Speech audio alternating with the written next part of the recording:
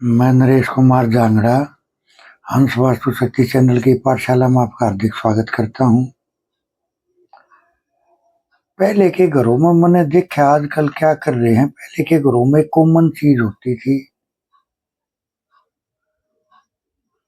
जो हवा का एयर का संतुलन बना के चलती थी। आजकल घरों से तकरीबन गायब है ये चीजें। वो क्या है? रोशनदान। जब एयर का संतुलन ठीक होगा तो हमारी हेल्थ और हमारा दिमाग सही चैनल पकड़ेगा। आप देखते होंगे बहुत सारे बेसमेंट ऐसे होते हैं जिसमें सूर्य की कोई रोशनी नहीं होती। वे बेसमेंट राहु के हो जाते हैं। और जिन बेसमेंट के अंदर सूर्य की रोशनी रोशनदान के माध्यम से अगर जा रही है तो वहां सूर्य एक्टिवेट हो जाता है। देखो, अंधेरा जहां होगा अगर सूर्य निकला है तो अंधेरा खत्म हो जाएगा। अंधेरा क्या है? नेगेटिविटी, बुराई जीवन की।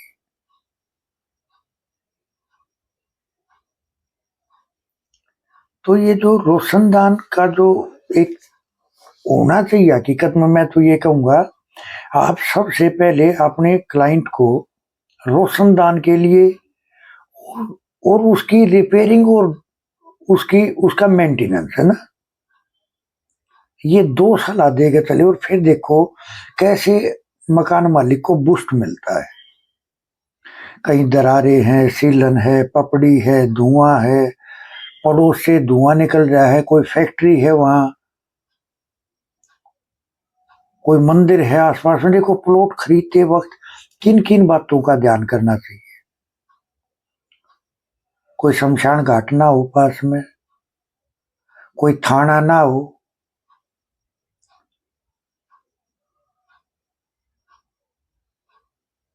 कोई फैक्ट्री ना हो जहां से धुआं निकलता हो। देखो, मंदिर जाना बहुत अच्छा, लेकिन मंदिर जाने में जो हम वहां जो नेगेटिविटी छोड़ करते हैं, मंदिर भी तो कहीं ना कहीं से तो उसको निकालेगा ना नेगेटिविटी को। तो मंदिर के आसपास नहीं होना चाहिए अपना मकान। और कम से कम इतनी दूरी पे तो जरूर, कम से कम इतना ख्याल तो जरूर करा जाए कि जितनी मंदिर की ऊंचाई है उतनी दूरी पे कोई भी मकान नहीं होना चाहिए।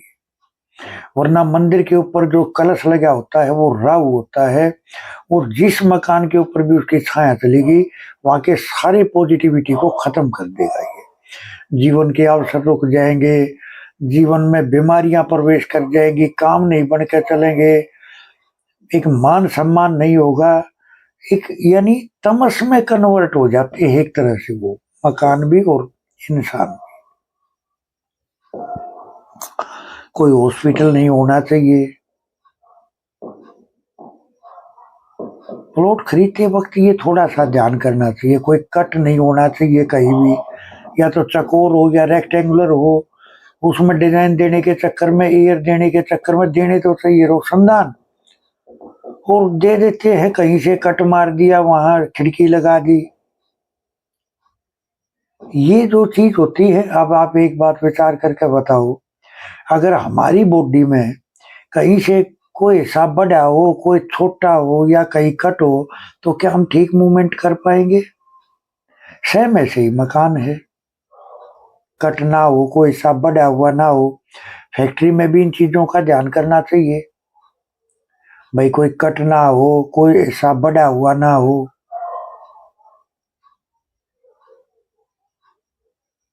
गड्ढे का खास ख्याल करके चलना चाहिए। वहां टॉयलेट का गड्ढा है, टॉयलेट है, पानी की टंकी है, मेन एंट्री है,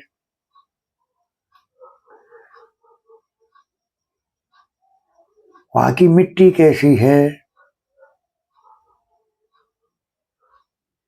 तो ये ध्यान करने वाली चीज होती है। जब भी मकान खरीदे तो रोशनदान जो है वो जरूर होना चाहिए। जिस बेसमेंट में रोशनदान नहीं, वहां देखोगे नेगेटिविटी घर कर जाती है वहां। वो जो भी बंदा वहां सोएगा वो पूरे मकान मालिक पे, जो भी नौकर वहां सोएगा या जो भी है वो मकान मालिक पे हैवी हो जाएगा, क्योंकि राहु एक्टिव हो गया। राहु क्या है? बुराई। राहु क्या है? सोच। सोच का दायरा जो हो भ्रमित कर देगा। मैंने तो यहां तक देखा है कि बेसमेंट ऐसा था कि उसके अंदर रोशनदान नहीं थे और उसमें वहां नौकर सोता था उनका, और वे बोलते थे जी ये नौकर तो ऐसा है जैसे ये मालिक हो हम नौकर हो। ऐसा इसका व्यवहार है हमारे साथ। तो इन चीजों का ख्याल करना चाहिए, क्योंकि बेसमेंट वाले जो मकान होते हैं, अगर वहां रोड, अगर मान लिया रोड का लेवल इस तरह से आ गया कि वहां रोशनदान की जगह ही नहीं है, तो फिर मेरी नजर में उनको खरीदना ठीक नहीं होता। सूर्य की रोशनी, ये वास्तु में 2-3 जोन होते हैं, यहां नहीं जानी चाहिए। बाकी हर जगह सूर्य की रोशनी पहुंच सकती है, उससे बेनिफिट होगा। उत्तर पूर्व तो है ही है। अब जैसे बहुत सारे मकान ऐसे होते हैं साउथ का या साउथ वेस्ट से खुले होते हैं, नॉर्थ की तरफ मकान बना होता है।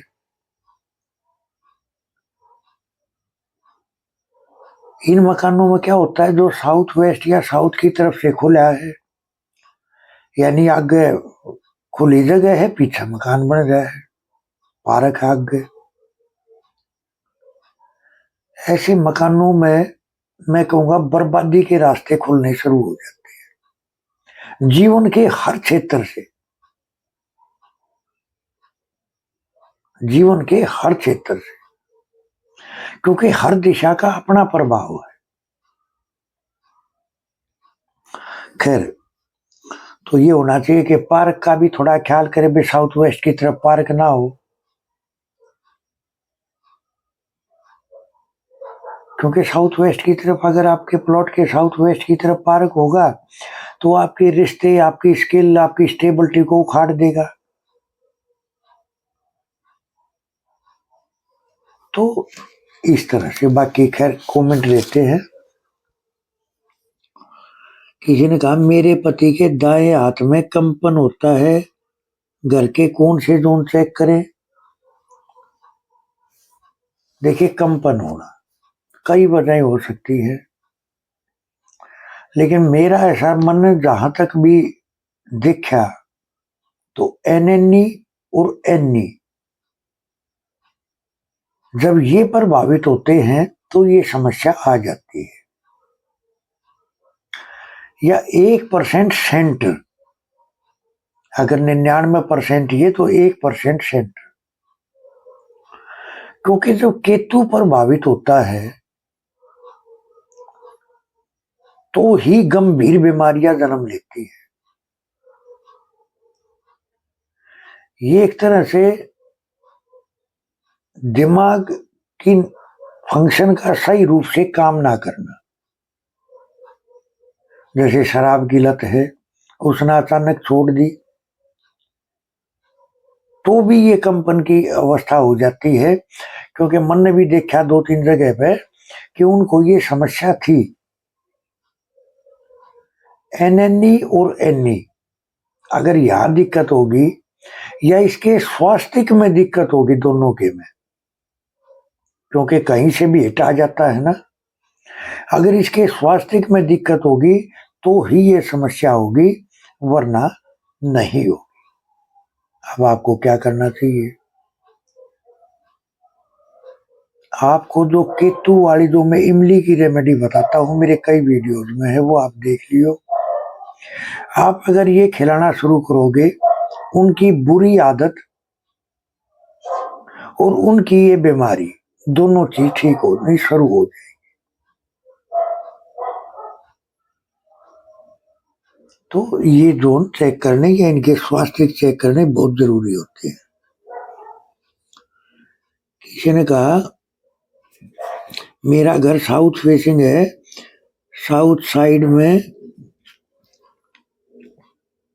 30 फीट है, नॉर्थ 32 फीट है, ईस्ट में देखिए ये जो मैंने अभी बताया, अगर किसी का शरीर कहीं से कटा हो, कहीं से बढ़ा हो, तो क्या वो बंदा ठीक काम कर पाएगा? देखिए ऐसे प्लॉट आ जाते हैं, लेकिन आपको ये गुणिया करके इसका 90-90 डिग्री का तब आपको ये बनाना चाहिए। और अब अगर ये आपके पास है और बन गया ये जाने अनजाने जो भी है, तो इसका देखो सर्जरी के बगैर अब ये ठीक करना संभव नहीं है। प्रॉब्लम आ रही होंगी, बिल्कुल आ रही होंगी, क्योंकि अब देखो इसका कोई साइज ही नहीं है। तो इसका नक्शा जब आप भेजोगे तो फिर इसकी सर्जरी देख कर, यानी इसके नक्शे को देखने के बाद में ही इसका ट्रीटमेंट होगा। हाँ, लेकिन ट्रीटमेंट हो जाएगा 100%। इसका जो भी आकार है उस आकार को बगैर किसी तोड़ फोड़ के सिर्फ सर्जरी के माध्यम से इसके सारे सिम्टम बदले जा सकते हैं, जो ये अच्छे तरीके से काम कर पाएगा। किसी ने कहा लड़के लड़कियों की शादी में दिक्कत आ रही है। देखिए सबसे पहले शादी का सेक्टर हम देखते हैं पितरों से, यानी SW से, फिर फायर एलिमेंट, मांगलिक कार्य अग्नि, फिर जुड़ाव समाज से तो ईस्ट, अगर आप वास्तु में पूछो तो। लेकिन सबसे मेन जो रोल होता है वो इसमें पितरों का रोल होता है, वंश बढ़ाने का रोल जो होता है, वंश बढ़ाना या जमीन बढ़ाना, ये पितरों से संबंधित होती है। तो आपको क्या करना चाहिए? आपको अपने पितरों से आशीर्वाद लेना चाहिए, उनसे क्षमा याचना करनी चाहिए। अपनी SW में चेक करो वहाँ क्या है, कोई ब्लैक ब्लू कलर ना हो, कोई टॉयलेट ना हो, कोई ऐसी सेफ ना हो, वाटर की सेफ ना हो। तो जब वो दूषित होगा तो ही इन चीजों में दिक्कत आ जाती है। अब उनसे प्रार्थना करने का, या तो आपको अपने घर पर तो ये चेक करना ही करना चाहिए, साथ में आपको एक 5 मीटर सफेद कपड़ा लेना है, उसकी जो सबसे ऊपर वाली जो तय है उसके ऊपर हल्दी से एक स्वास्तिक बनाए, ठीक बनावट ठीक होनी चाहिए। उसके अंदर 11 रुपए रख दो और फिर अपने पितरों से प्रार्थना करो, निवेदन करो कि इन बच्चों का शादी हो जाए, घर बस जाए, ऐसा आशीर्वाद दो। ऐसा बोलकर उस कपड़े को आप एक तरफ रख दो। मैं कह रहा हूं इससे पितरों का भरपूर आशीर्वाद मिलेगा और आपकी ये कामना जरूर पूरी होगी। तो इस तरह से ये उपाय आप कर सकते हैं। और जब बच्चे की शादी हो जाए तो इसको किसी मंदिर में किसी पुजारी को देख उनके पैरों का हाथ लगा कर उनको यथाशक्ति दक्षिणा दे। किसी ने कहा मेरे पति की किस्मत बदल गई है, इस दारू छूट गई है। देखिए मैं आपका बहुत थैंक यू करना चाहूंगा जो आपने मेरे को, आप ऐसे दिखे, एक दो ऐसे होते हैं जो बोल कर बता देते हैं, कमेंट करके बता देते हैं कि हमें ये फायदा हुआ। बाकी मेरे पास तो कॉल कर देते सर आपकी रेमेडी से ये फायदा हुआ, लेकिन कमेंट में नहीं लिखते, ये गलत बात है। देखिए ये एक दक्षिणा है एक तरह से, कमेंट में लिखते हो तो आपके कारण और भी करते हैं उस रेमेडी को, जिसके कारण समाज में शांति, दुनिया की गृहस्थी बच जाती है। वरना लोगों के तो घर उजड़ गए, परिवार बर्बाद हो गए, परिवार बर्बाद हो गए। तो मैं आपका दिल से थैंक यू करना चाहूंगा जो आपने कमेंट में लिख के दिया।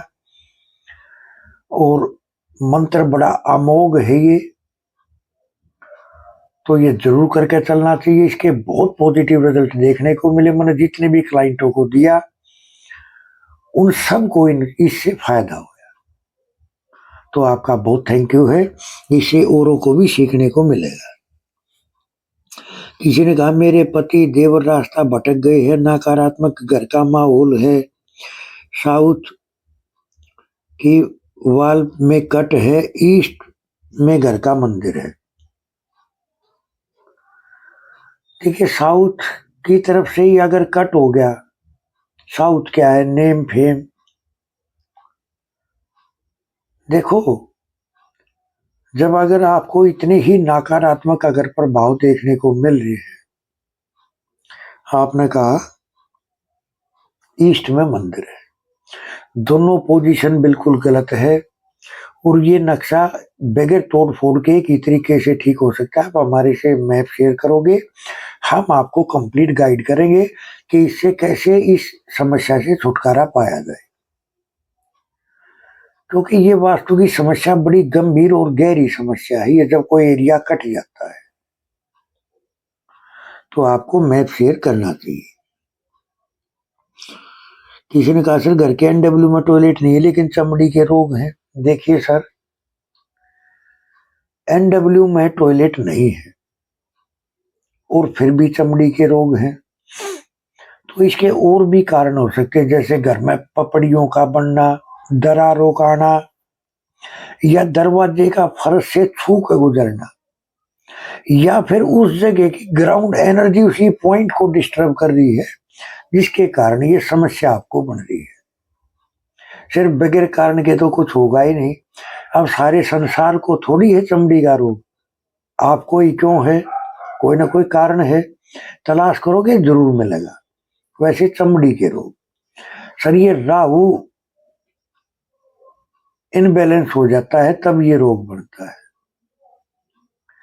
तो आपको क्या करना चाहिए, आपको जो मैं हनुमान जी वाली जो नारियल और साबुत 7 बादाम वाली जो रेमेडी मैंने बता रखी है, आप उसको फॉलो करके चलते हो तो मेरी नजर में आपकी ये समस्या ठीक हो जाएगी। किसी ने कहा घर के एनी में किचन है, एसडब्ल्यू में टॉयलेट बाथरूम है, घर में शांति और बरकत नहीं है, बेटी की भी हेल्थ में समस्या है, कोई समाधान बताए। एनी में किचन है, एसडब्ल्यू टॉयलेट बाथरूम है, बताओ इससे बड़ा और दोष क्या होगा। पितरों का आपको आशीर्वाद नहीं मिल रहा, और जो देव एलिमेंट है उनसे आपको बेनिफिट नहीं मिल रहा, तो अशुभ शक्तियां ज्यादा है भी उस घर में। चीख चिल्ला के बोलना, बीमारियां घर कर जाना, झगड़ा तो एक गहना है। झगड़ा तो ऐसे लगाओ कि बात पड़ोसी की होगी, झगड़ा अपने घर में हो रहा है। तो देखो अगर साउथ वेस्ट में टॉयलेट बाथरूम है तो आप टॉयलेट सीट के चारों तरफ का येलो कलर की टेप लगा दो, और वहां जो बाथरूम है उसके कंप्लीट फर्श पे कोई या तो वॉलपेपर या कोई पेंट वगैरह करके या टाइल लगा के कुछ भी करके येलो कलर कर दो, तो उससे वो बाथरूम का जो दोष है वो 90% उसका समन होगा। और एक येलो कलर का बल्ब लगा दो वहां, 0 वाट का। एनी में किचन है तो ग्रीन कलर कर दो, या इसके नीचे या क्रीम कलर कर दो, ये भी दोनों को बैलेंस कर देगा। तो देखिए ये जो 45 एनर्जी फील्ड होते हैं, इन्हीं के माध्यम से कुदरत सजा देती है और आशीर्वाद देती है। कहाँ क्या रखा है, कहाँ क्या है, कहाँ क्या बना हुआ है, कहाँ का एरिया किस चीज में इस्तेमाल हो रहा है, यही वास्तु दोष है। देखिए किसी ने एक बार मेरे पास एक कॉल आया, सर मेरी फला चीज चोरी होगी तो क्या वो मिल जाएगी। तो देखिए मैं स्वर विज्ञान के माध्यम से आप सबको बताना चाहूंगा, एक आम आदमी को भी पता चलना चाहिए कि बिल्कुल किसी भी गणित का भाग का कोई भी उपयोग किए बगैर हम कैसे पता करें कि वो चीज हमारे को मिलेगी या नहीं मिलेगी। देखिए, हमारा जो भी स्वर चल रहा है, सामने वाला आया बंदा पूछने के लिए कि जी मेरा सामान चोरी हो गया। अब वो आया किधर से है ये देखना है।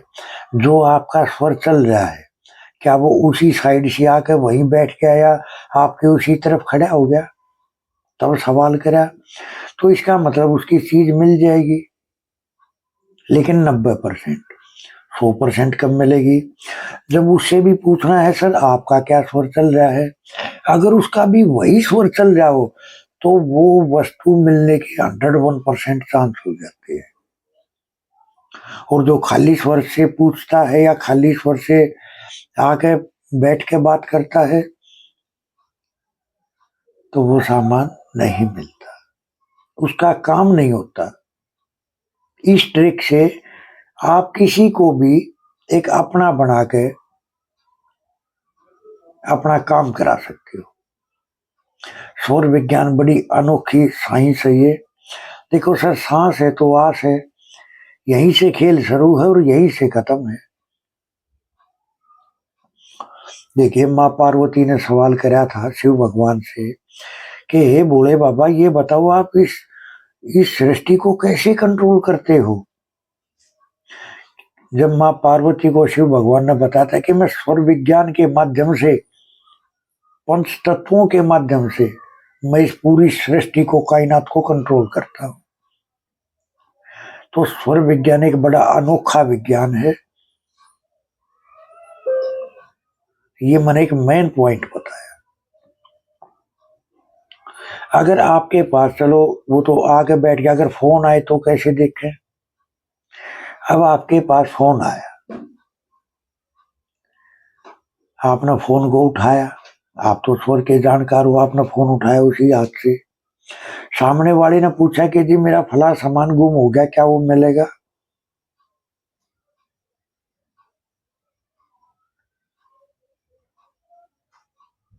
अब बंदा सामने तो है नहीं, तो फिर आपको क्या करना है? आपको अपना स्वर चेक करना है कौन सा चल रहा है, और सामने वाले से पूछना है कि आपका कौन सा स्वर चल रहा है। अगर उनका वही चल रहा है जो आपका है तो सामान 101% मिल जाएगा, और अगर एंटी चल रहा है तो सामान नहीं मिलेगा। तो स्वर विज्ञान एक अनोखी साइंस है। तो इस तरह से आप इस दिव्य चक्षु की मदद से आप देख सकते हो। और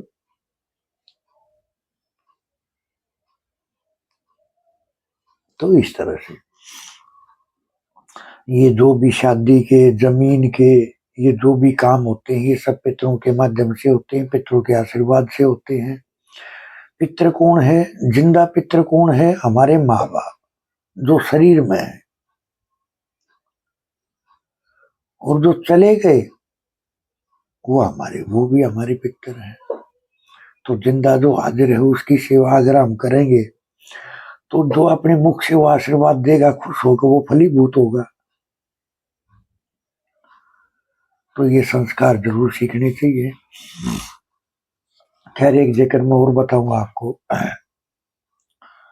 चलो खैर, अगले वीडियो बहुत लंबा हो जाएगा। हंस वास्तु शक्ति के चैनल आप सबका है, लाइक करें, सब्सक्राइब करें, शेयर करें, कमेंट करें। वास्तु के एडमिशन ओपन है, सीखने के इच्छुक हमारे से संपर्क कर सकते हैं। किसी को अपना नक्शा चेक कराना है, जन्म तारीख चेक करानी है, आप हमारे से संपर्क कर सकते हैं। सर 79 रेमेडीज हैं, 8 क्लासेज हैं, जर्नल रेमेडी है, सिम्टम बेस्ड रेमेडी है। इच्छुक हमारे से संपर्क कर सकते हैं। थैंक यू, धन्यवाद, नमस्कार, जय हिंद, जय भारत।